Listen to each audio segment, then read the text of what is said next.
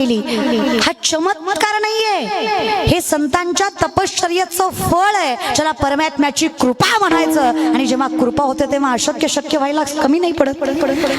जेव्हा त्याग असतो ना तेव्हा व्यक्ती वाचस्पती होतो. संत सांगतात ते खरं होतं, कारण त्यांच्या आयुष्यात तेवढा त्याग, त्यांनी तेवढं सहन केलं, त्यांनी तेवढं परमात्म्याला समर्पित केलं. देहाचं बंधनच नाहीये त्यांना, आत्म्याशी परमात्मा संलग्न आहे. त्यामुळे शरीर आलं काय आणि गेलं काय फरक नाही पडत आहे त्यांना. पण आम्ही जी माणसं आहेत, आम्ही माणसं मात्र संसारिक आहेत, आम्ही मात्र सासऱ्याच्या आश्रयाखाली बसलोय. सगळ्यात त्रास देतो तो आमचा सासरा आहे, त्याच्या आश्रयाखाली आहोत आम्ही. कुठला सासरा गम आहे, आता हिनं लाईनीनं सांगायला देवीला चालू केलं. बाई, सगळ्यात पहिला त्रास देतो तो सासरा, त्याचं नाव आहे दंभ. कुठल्या सासऱ्याचं नाव काय त्या? दंभ. दंभ नावाचा सासरा आहे. माऊली फार गोड सांगतात, योग याग विधी येणे नो हे सिद्धी, वायाची उपाधी दंभ धर्म. जिथे शुद्ध अंतकरण नाहीये, पवित्र नजर नाहीये, तिथे कितीही परमार्थ केला तरी तो कल्पना आहे, त्यात सत्यता. म्हणजे माऊलींचं वर्णन असं नाहीये की योग करू नये, करावा. पण आपलं कसं आहे, आसोनी जमणार आहे का आपल्याला? योगी व्हायचं म्हणजे समाधी लावावी लागते, समाधी लावायची म्हणजे कुंडलिनी शक्ती जागृत करावी लागते, कुंडलिनी शक्ती जागृत करायची म्हणजे शरीरामध्ये 72,000 नाड्या, 24 नाड्या प्रधान, 3 नाड्या प्राणवाहक, इडा, पिंगला, सुषुम्ना, यातनं माणसाचा प्राणवायू वाहतो. पूरक, रेचक, कुंभक, श्वसनाचे 3 प्रकार, याच्यावर ज्याचं अधिराज्य आहे. 3.5 वेळे गमसली कुंडलिनी शक्ती बेंबीच्या देठापासनं षडशस्त्राचं भेदन करत ब्रह्मरंध्रात जाऊन मिळते, त्यावेळेस माणसाला समाधी लागते. हे कळल्यावर लावा, कळलं की लावू आपण. कळलं तरी लावायला ताकद फार. कळणं सोपं आहे, वळणं अवघड आहे.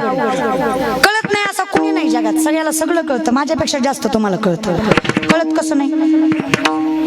एखाद्यानं सकाळी मांसाहार केला, दुपारी चल मन बारा त्याला पंढरपूरला येईल का? सकाळी मांसाहार केलेला व्यक्ती दुपारी विठ्ठलाच्या मंदिरात येईल का? का नाही येणार? आज नाही, आज चुकीचं खाल्लंय, उद्या उद्या पवित्र होतो तू. आणि हे काय लॉजिक आहे परमार्थाचं? सोमवार गुरुवार खायचं नाही, बाकी दान खाऊन हाणायचं, तेवढं कशाला सोडायचं? तेव्हा बी खायचंच की. तुम्हाला असं वाटतं का सोमवार गुरुवार देव बघतो आणि बाकीचे डोळे झाकतो, तू खामी बघत नाही, तू खामी बघत नाही, तू खामी बघत नाही, असं करतो? उगा दिखावा केला हो, दंभ धर्म. कसा आहे हा दंभ धर्म? निस्ता दिखावा. लोक आम्हाला ज्ञान शिकवतात. एखाद्याच्या स्वाप्यावर बसावं ते आम्हाला म्हणतात ताई आपण खात नाही जास्त, आपण खात नाही जास्त, कधीतरी आपण पित नाही जास्त, कधीतरी. पण आपल्याला दिखावा आवडत नाही. आपणही माळ घातली असते पण आपल्याला दिखावा आवडत नाही. आपली मनाची माळ. कसली? म्हणजे तुझ्या मनावरची. मनाची म्हणजे मनावरची. करू वाटलं तर, नाही करू वाटलं तर, मनाची माळ आहे. आपल्याला दिखावा जमत नाही, आपल्याला तसला भामटेपणा जमत नाही. काय लोक माळ केल्यास तरी खरंय, गळ्यात माळून पोटात का? आपली मनाची माळ आहे. म्हणजे मी भामटी, म्हणजे आम्ही माळा घालून फिरतो, आम्ही वाऱ्या करतो, आम्ही नालायकच की. आमची वरची आहे, तुझी मनाची आहे. तू पवित्र, आम्ही अपवित्र. लोक ज्ञान शिकवतात हो महाराज लोकाला, लय ऐटीत सांगतात मनाची माळ आहे, मनाची. अरे कशी असती मनाची दादा?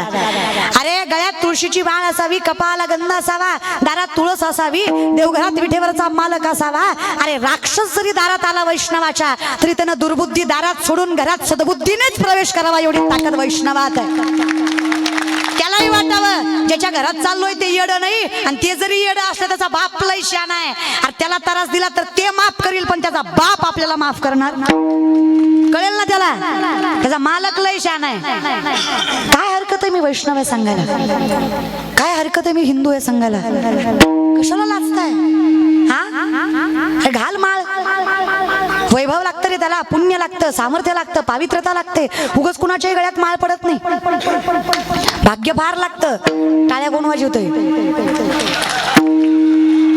हेच तर कलियुग आहे.